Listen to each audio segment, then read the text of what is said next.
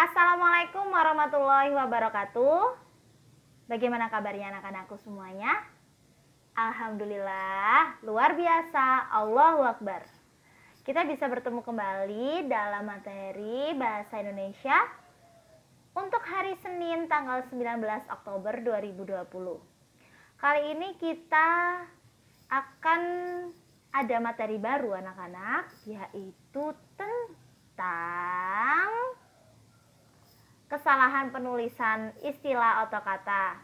Ini biasanya sering kalian lihat di beberapa contoh-contoh soal bahasa Indonesia. Waktu di kelas 4 juga ada, kelas 5 insya Allah ada. Dan sekarang kita di kelas 6 ya. Nah, kesalahan penulisan istilah atau kata itu biasanya rata-ratanya kalian sering temukan di soal-soal cerita, yang mana biasanya soalnya seperti ini. Istilah yang tepat untuk kata di atas adalah karena ada penulisannya yang salah. Kayak gitu. Sekarang coba Ustazah tanya sekarang ke semuanya. Kira-kira sudah ada yang mempelajari materi ini di rumah atau ada yang masih mengingatnya waktu di kelas 4? Yang tentang kata baku dan kata tidak baku. Sudah pasti ya? Oke. Jadi sekarang kita langsung ke contoh soalnya, ya.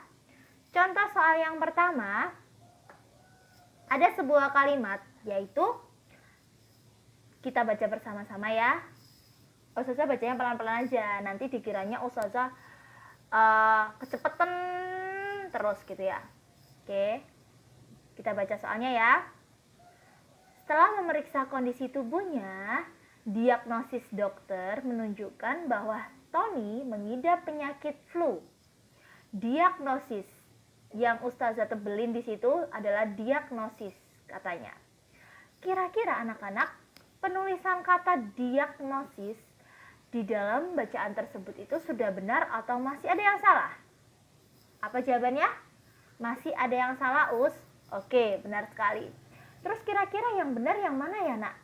Penulisannya. Oh, kayaknya diganti G. Oke, benar sekali. Jadi penulisan diagnosis di sini adalah D I A G N O S I S. Nah, kenapa Ustazah seperti itu? Kita belajar tentang apa sih istilah itu ya? Jadi anak-anak, istilah adalah kata atau gabungan kata yang dengan cermat mengungkapkan konsep, proses, keadaan, atau sifat khas dalam bidang tertentu. Istilah ini tentunya dibedakan menjadi beberapa, yaitu ada istilah umum dan juga istilah khusus. Istilah umum sendiri adalah istilah yang sudah banyak diketahui orang, dan istilah khusus nih Us. Apa yang dimaksud dengan istilah khusus? Istilah khusus adalah istilah yang hanya diketahui oleh kalangan atau bidang pengetahuan tertentu. Penulisan unsur serapan pada umumnya mengadopsi atau mengambil dari istilah bahasa asing, ya, yang sudah menjadi istilah dalam bahasa Indonesia. Bahasa Indonesia telah menyerap berbagai unsur dari bahasa lain, baik bahasa daerah maupun dari bahasa asing. Sanskerta, Arab, Portugis, Belanda, Inggris, dan bahasa asing lainnya. Jadi di dalam bahasa Indonesia itu juga ternyata tidak murni utuh dari bahasa Indonesia. Ternyata memuat berbagai macam bahasa dari beberapa daerah, wilayah, atau negara tertentu. Nah, berdasarkan cara masuknya, yaitu unsur pinjaman dalam bahasa Indonesia dibagi menjadi dua golongan. Yang pertama, unsur asing yang belum sepenuhnya terserap ke dalam bahasa Indonesia, tetapi anak-anak pengucapan atau penulisannya masih mengikuti bahasa asing. Yang kedua, unsur asing yang pengucapannya dan penulisannya disesuaikan dengan kaidah bahasa Indonesia. Oke, kita ke selanjutnya. Untuk keperluan itu telah diusahakan ejaan asing hanya diubah seperlunya, sehingga anak-anak bentuk Indonesia masih dapat dibandingkan dengan bentuk asalnya. Di dalam Pedoman Umum Ejaan Bahasa Indonesia yang disempurnakan, dicantumkan aturan penyesuaian itu. Dapat ditambahkan bahwa hal ini terutama dikenakan kepada kata dan istilah yang baru masuk ke dalam bahasa Indonesia. Serapan lama yang sudah dianggap umum tidak selalu harus mengikuti aturan penyesuaian tadi. Oke, kita ke contoh-contoh selanjutnya ya. Ini sepertinya sudah Ustazah share ke kalian waktu kelas 4 kalau nggak salah. Kalian kan sering ada penulisan kata baku atau tidak baku. Sampai waktu itu Ustazah minta kalian untuk membawa kamus untuk mencari tahu apa itu artinya. Nah, di sini juga ada nih kata baku dan kata tidak baku contohnya. Ada presiden, itu kata bakunya. Sedangkan kata tidak bakunya presiden di akhir ditambahkan huruf T. Itu tidak baku ya, Nak.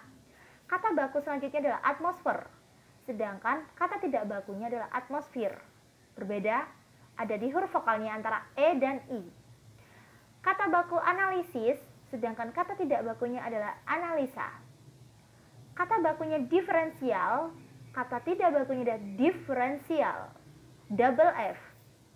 Hipotesis, kata bakunya, sedangkan hipotesa adalah kata tidak bakunya. Jadwal menggunakan D itu kata baku, sedangkan kata tidak bakunya adalah jadwal. Biasanya kalian sering kan ketika orang-orang membicarakannya, jadwal gitu kan, sebenarnya jadwal. Kata baku untuk ijazah, tulisannya pakai Z, sedangkan kata tidak bakunya pakai S, ijazah. Kata baku kuintansi, sedangkan kata tidak bakunya adalah kuintansi. Selanjutnya, kata baku konkret. Konkret. Sedangkan kata tidak bakunya adalah konkret. Bedanya di sini huruf vokalnya ya, Nak. Huruf vokalnya dari E konkret tulisannya menjadi kata tidak bakunya konkret pakai I. Gitu. Kata baku dan juga kata tidak baku, di sini ada berbagai macam contohnya. Ada atlet, ada hakikat, terletak pada huruf vokalnya lagi-lagi. E dan I. Definisi menjadi definisi di kata tidak bakunya. Deskripsi, kata baku deskripsi menjadi deskripsi kalau tidak baku ya. Kata baku kreativitas. Kreativitas di sini terletak pada huruf F dan V. Jenderal. Jenderal. Ada di sini ada huruf vokalnya di E, huruf vokalnya E. Kata baku izin menjadi kata tidak bakunya adalah izin. Jadi kalian lihatnya di sini adalah kata baku.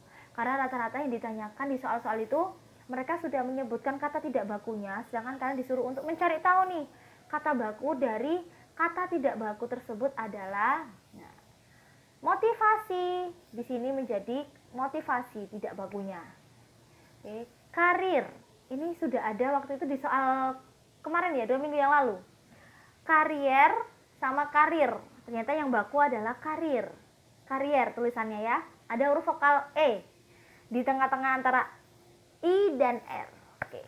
Selanjutnya adalah, nah ini, konsonan ganda diserap menjadi konsonan tunggal. Kecuali kalau dapat membingungkan, misalnya A, C, C, O atau A, C, C, O sama dengan aki. Alama atau alama. Commission atau komisi. Efek atau efek. Verum, verum. Gabro, gabro. Kafa, kafa. Salvagio, salvagio. Tafakur, tafakur. Tamat, tamat. Umat, umat. Jadi ada beberapa yang di sini konsonan ganda diserap menjadi konsonan tunggal. Jadi ada konsonannya yang ganda. Contohnya A, C, C, U. C di sini kan konsonan. Dia di sini ada 2 ganda, maka diserap menjadi aki kayak gitu. Contohnya lagi alama. Konsonannya kan ganda. L-nya double 2 kan?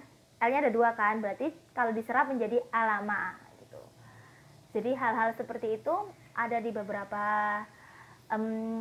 serapan bahasa-bahasa asing ya. Selanjutnya, unsur serapan yang sudah lazim dieja sesuai dengan ejaan bahasa Indonesia, jadi tidak perlu lagi diubah. Misalnya bengkel, napas, nalar, Senin Selasa, Rabu, dongkrak, faedah, paham, kabar, perlu, sirsak, khotbah, pikir, soal, koperasi, populer, telepon, dan lahir. Nah, kita memasuki ke tahap selanjutnya, yaitu latihan soal. Di sini ada sekitar 5 soal aja, gampang banget nak. Kalian teliti aja. Terus kalau misalnya kalian merasa kesulitan, itu kosakatanya harus diubah menjadi ke bentuk yang baku. Mari kita cari tahu bersama-sama. Silakan dibuka kamusnya untuk mengerjakan soal ini, atau bisa juga kalian googling, search di internet. Ingat, kita harus menggunakan atau membuka sesuatu di internet itu yang positif-positif ya, yang baik-baik ya. Kita ke latihan soal. Nah, latihan soal yang pertama. Rizky Febian adalah seorang penyanyi yang populer karena merilis beberapa lagu yang tengah digemari masyarakat luas. Di sini populer itu dia termasuk kata yang tidak baku atau kata yang baku? Kata yang tidak baku. Jadi kita harus mencari tahu nih, kata yang bakunya seperti apa tulisannya? Seperti apa ya penulisannya? Dikerjakan ya. Yang kedua, Bu Ima sedang memeriksa ulang laporan keuangan yang belum balan atau seimbang. Balan di sini adalah kata yang tidak baku. Maka kata yang baku adalah balan itu seimbang. Kalau bahasa Inggrisnya balance ya, balance. Balan C tulisannya kalau bahasa Inggris. Nih, yang ketiga, setiap manusia wajib hukumnya untuk ikhtiar, mencukupi kebutuhan hidupnya. Ikhtiar di sini merupakan kata yang tidak baku. Maka jika diubah menjadi kata yang baku adalah, let's go, segera dikerjakan. Yang keempat, menjelang USBN banyak LBB mengadakan bimbingan belajar intensif dan tryout USBN. Nah, intensif di sini dan tryout itu merupakan kata yang tidak baku. Maka kita harus mengubahnya menjadi kata yang baku. Yang nomor 5 terakhir soalnya. Soalnya ini Ustazah cuma sedikit aja supaya kalian belajarnya juga lebih maksimal.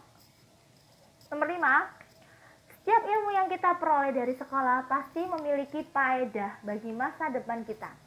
Faedah di sini jika diubah menjadi kosakata atau kata yang baku akan menjadi, tadi sudah ada contekannya di awal kan?